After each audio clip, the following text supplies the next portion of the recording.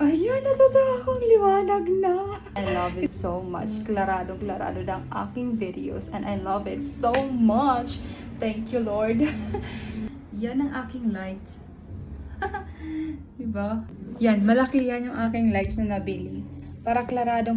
Kasi, napansin yung mga previous videos ko, may mga shadow na nag-appear sa aking face. Kasi, ang tawag nito, gumagamit lang ako ng flashlight.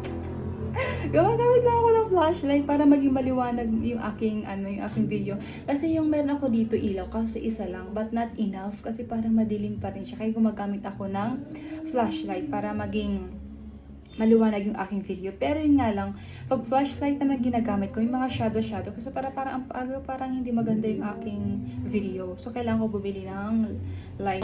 Panoorin nyo na lang yung aking vlog about this one. Tapos yung about seller nito, sa Shopee ko nabili, sasabihin ko doon kung saan ko to nabili, kung saan seller ko to nabili, para diretso kayo doon sa kanya. Good quality naman yung nabili kong lights, so hindi naman kayo magsisisi. So 818 pala ito.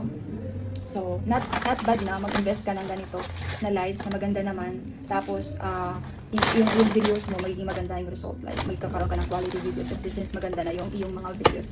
So, ito na nga yung aking nabili. Dinuguan na beef. And then, bumili rin na ako ng kanin. So, ayan, wala na. Binigyan nila ako nito. So, yan. Okay, thank you. Meron silang mga ganito pa. Next time, yan ang bibiliin ko. At ito na nga yun ang ating pinili. I love it! Tatawa ko. Klarong-klaro ng aking videos. So, ayan. Tikman natin yung ating nabiling dinuguan beef. First time ko lang tumakain ng dinuguan beef talaga. Kasi palagi ko nakakain yung dinuguan na baboy. So, ngayon, dinuguan naman na beef. Try natin kung masarap na ba talaga. At ito na ngayon. Mukha namang masarap. Kasi parang alam mo yung dinuguan pag nagmamantika. Cholesterol. Pag nagmamantika siya, masarap yun. Yung nagmamantika at saka medyo dry. Yun. Ang sarap. Ito na yun, oh. Kita nyo? Ang ganda. I love my lights. Ay, thank you Lord talaga. Meron akong lights. At least, maganda na yung aking videos. Maganda kinakalabasan ng aking mga videos. Look naman, oh. I love it so much. So, ito na nga yung tikman natin. Ang dinuguan na beef. I love it kasi meron pang sili. Tikman natin.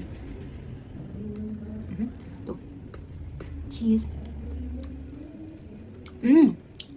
Masarap. Tsaka yung beef. Malambot. Hindi siya matigas.